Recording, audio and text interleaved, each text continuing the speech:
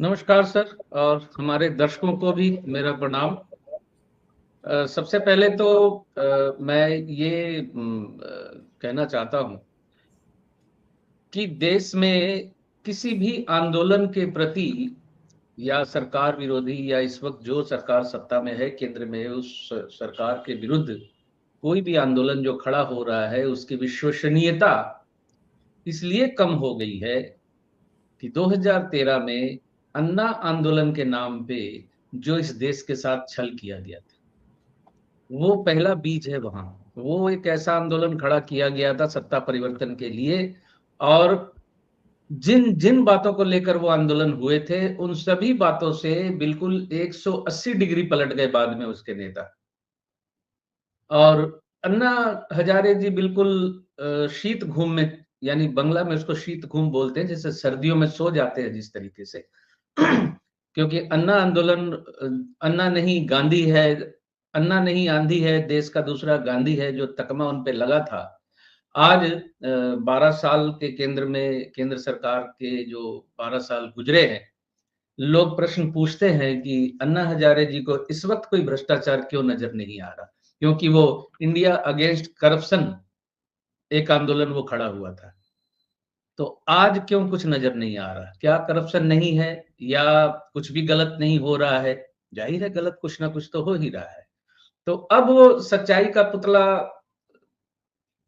आंधी और दूसरा गांधी पिछले 12 सालों से चुप क्यों है? यानी अन्ना आंदोलन विद केजरीवाल जोड़ लीजिए इसको। ये जो 2013-14 में आंदोलन होकर सत्ता परिवर्तन हुआ, आंदोलनों के प्रति लोगों के अंदर एक शक और भय का, शक कहूंगा, भय क्या, शक खड़ा हो गया कि ये आंदोलन प्रायोजित है। किसान आंदोलन पे भी लोग ऐसे ही कटाक्ष किया करते थे, हालांकि किसान आंदोलन ने अपना जो भी उनका टारगेट था उसको पूरा करके ही वो पीछे हटे थे। तो अभी जो सीजेपी या कॉकरोच जनता पार्टी नाम से जो आंदोलन शुरू हुआ है, हो सकता है ये सचमुच हो आंदोलन, हो सकता है मैनिपुलेटेड हो, क्योंकि मैनिपुलेटेड भी हो सकता है, ना होने की कोई बात नहीं है। हाँ, स्वतःस्फूर्त आंदोलन हो तो लोग कम ही होते हैं, जरूरी नहीं है कि सारे एक साथ उतर जाएं। एक तो लोग शक की नजर से देख रहे हैं जाए कि नहीं जाए। तो कई तरह के मल्टीपल लेयर है इन सारी चीजों के पीछे पीछे। सही बात है, आंदोलन जो दिख रहा है हो सकता है वो ना हो, या हो सकता है वो हो जो दिख नहीं रहा है, जिसे कम करके आंक रहे हैं वो कहीं बड़ा हो जाए, ये भी हो सकता है। अभी बिल्कुल शुरुआती दौर है जिसपे कोई भी टिप्पणी, बहुत सशक्त टिप्पणी कहीं से भी आप आशा नहीं कर सकते। कोई भी इसको ऑब्जर्व कर लेना इतना आसान नहीं है। ज्योतिषी दृष्टि से जो बात है, तो ज्योतिषी दृष्टि तो सर ऐसा है कि आने वाला समय जो है अराजकता की तरफ और बढ़ेगा, चीजों की कीमतें बढ़ेंगी। आज फिर गैस की कीमत बढ़ गई है 59 रुपए, 59 शायद। तो इस तरह से जिस तरह महंगाई जो है सुरसा का रूप ले रही है धीरे धीरे, तो असंतोष और आंदोलन तो बढ़ेंगे ही। लोग तो सड़कों पे उतरेंगे ही, आज नहीं तो कल, कल नहीं तो परसों, परसों नहीं तो 1 महीने बाद, 6 महीने बाद।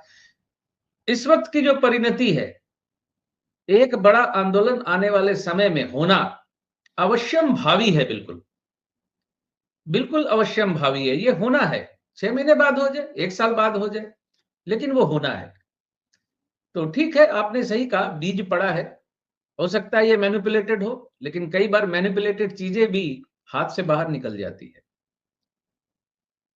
पॉलिटिकल पार्टीज या कोई भी संस्था मैनिपुलेटेड चीजें खड़ी करती है। नमक हलाल फिल्म में अमिताभ बच्चन के इशारे पे राजेश खन्ना आंदोलन करने उतरे थे, और उसके बाद राजेश खन्ना वाकई में लेबर्स के साथ चले गए और अमिताभ को वो भारी पड़ गया। तो वो एक एग्जाम्पल के तौर पे मैंने कहा है, ऐसा होता है। हो सकता है ये कंट्रोल्ड हो, लोगों का पल्स लेने के लिए हो, या कंट्रोल्ड हो, एक आंदोलन हो गया भैया, चलो हो गया भैया आंदोलन, चुपचाप घर पे बैठो, ये भी खेल हो सकता है। लेकिन ज्योतिषी दृष्टि की जहां तक बात है, देखिए आने वाला समय एस्ट्रोलॉजिकली बहुत फेवरेबल नहीं है। और ये 2032 तक है, बार बार बोल रहा हूं। अभी आर्थिक स्थिति जो बिगड़ रही है, शेयर मार्केट का जो डाउनफॉल शुरू हुआ है, जिस तरह से धक्के लग रहे हैं, ये अगले 5-6 सालों के लिए स्थितियां बिगड़ती रहने वाली हैं, सुधरती नजर नहीं आ रही। हालांकि अभी 5 महीने बृहस्पति उच्च राशि में है, कुछ कंट्रोल्ड होता दिखेगा, लेकिन जैसे ही बृहस्पति राशि बदलेंगे, वो जो बंधन है वो टूट जाएंगे वहां। सर, भारत की जनता एक्चुअली देखा जाए, इसी प्रश्न के संदर्भ में थोड़ा सा आगे चलूंगा मैं। भारत की जनता बहुत पेशेंट है। एक्चुअली क्या है ना कि 2000 साल का इतिहास देखो तो हमें कुछ फर्क पड़ता नहीं है। हमारा कोई अपमान करके चले जाए तो हमें फर्क नहीं पड़ता, हमें कोई आए सिकंदर मार के चला जाए तो हमें फर्क नहीं पड़ता, हमारे ऊपर अकबर रूल करके चला जाए तो हमें फर्क नहीं पड़ता, हमारे ऊपर लोधीज आ जाए तो हमें फर्क नहीं पड़ता, 250 साल ब्रिटिश आ गए तो हमें फर्क नहीं पड़ता। हम क्या कर सकते हैं? इस माइंडसेट को बीजेपी और आरएसएस ने बहुत अच्छे ढंग से पढ़ा है कि हम बेसिकली गुलाम मानसिकता के लोग हैं और हम डरपोक और भीरू किस्म की सोसाइटी है। तो हमारे अंदर कोई आत्मसम्मान वाली चीज नहीं है। ऊपर किसी को भी बिठा दो, टॉम डिक एंड हैरी को, हमारे पर रूल कर लेगा इंडिया के ऊपर। India such a nation, anybody can rule it sir. तो वो पता है कि यहाँ पर तो एक ऊपर कोई बैठ गया तो नीचे सारे के सारे डरपोकों की पूरी लिस्ट बन जाएगी। यहाँ पे सारे आदमी घुटने टेकने को तैयार हो जाएंगे। ये समस्या की जड़ है एक्चुअली देखा जाए तो। इसको शायद कांग्रेस वगैरह नहीं पढ़ पाई, लेकिन आरएसएस पढ़ गई कि ये तो गुलाम लोग हैं भाई, इनको तो कभी भी गुलाम बनाया जा सकता है। ये तो बेसिकली डरपोक किस्म की सोसाइटी, कौम ही पूरी डरपोक किस्म की है। ये मेन चीज है सिद्धांत सहगल जी। मैं सहमत हूं, डरपोक हो सकती है, डरपोक है, लेकिन हमारी कौम में 2 कमियां हैं। एक, हम संगठित कौम कभी नहीं रहे। आप इतिहास देखिए, इतिहास में जो मुगलों के आक्रमण या विभिन्न तरह के जो भी आक्रमण होते रहे, उन आक्रमणों को इनवाइट करने वाला हमारे ही बीच से कोई रहा है हमेशा। ज्यादातर केसेस में यही रहा है कि रास्ता हमारे ही बीच के किसी व्यक्ति ने दिखाया है। तो हम संगठित शक्ति नहीं रहे कभी, और हमारे ही बीच के किसी व्यक्ति ने रास्ता दिखाया है।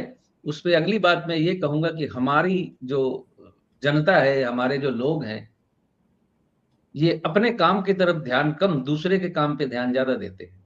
यानी दूसरों से जेलसी, दूसरे की बर्बादी पे तालियां मारने की मानसिकता, मुझे लगता है हमारे यहाँ सबसे ज्यादा है। आज बंगाल में सरकार बदलने के बाद हॉकर उच्छेद हो रहा है, हॉकर्स को हटाया जा रहा है, बुलडोजर चला दिया जा रहा है, 1 दिन का 2 दिन का नोटिस, कहीं 10 दिन का नोटिस दिया जा रहा है, और मतलब सत्ता परिवर्तन होते ही अगले दिन ही शुरू हो गया था। ये अभी सरकार गठित भी नहीं हुई थी ठीक से, अगले दिन ही बुलडोजर राज शुरू हो गया था और दुकानें तोड़ रहे थे।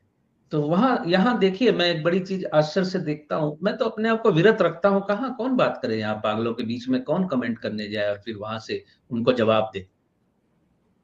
जितने भी बैठे हुए हैं 2 BHK फ्लैट में, 3 BHK फ्लैट में, या जो नौकरी कर रहे हैं, जो थोड़ा अच्छी स्थिति में है, वो सब खुश हैं कि हॉकर्स को उठा के फेंक दिया जा रहा है। ठीक है, हॉकर्स की वजह से प्रॉब्लम्स होती हैं, सड़कें जाम होती, सड़कें मतलब फुटपाथ जो हॉकरों के कब्जे में चले जा रहे हैं, और रेलवे स्टेशन पे हॉकर्स की वजह से लोगों का चलना दूभर हो रहा है, कुछ हद तक सही है। लेकिन रेलवे स्टेशन में जब कोई बड़ी कंपनी की दुकान खुलती है, वहां उससे लोगों को चलने में प्रॉब्लम नहीं होती, वहां समस्या नहीं है। वहां ज्वेलरी की शॉप खुल गई है, जूते की शॉप खुल गई है, हर ब्रांड की शॉप खुल गई है, काफी बड़ी बड़ी जगह लेके। वो तो हॉकर की तरह 3 बाय 3 की जगह पे नहीं खड़ा है, बड़ी दुकान है, वहां लोगों को चलने में प्रॉब्लम नहीं है। और जेलसी जो हमारे नेचर में इतनी ज्यादा है कि दूसरे की बर्बादी पे खुश होने की जो मानसिकता हमारे भारतवर्ष में ज्यादातर जो बैठी हुई है, ये मूल समस्या है। हम आध्यात्मिकता का चोला ओढ़ के घूमने वाले लोग हैं, आध्यात्मिकता ओढ़ने वाले लोग नहीं है। रियल स्पिरिचुअलिटी हम लोग नहीं ओढ़ते, हम रियल स्पिरिचुअलिटी का कोई लोगो ओढ़ते हैं, स्पिरिचुअलिटी का कोई सिंबल लेके अपने ऊपर चलते हैं कि लोग देखें हमारे सिंबल को कि देखो मैं कितना स्पिरिचुअल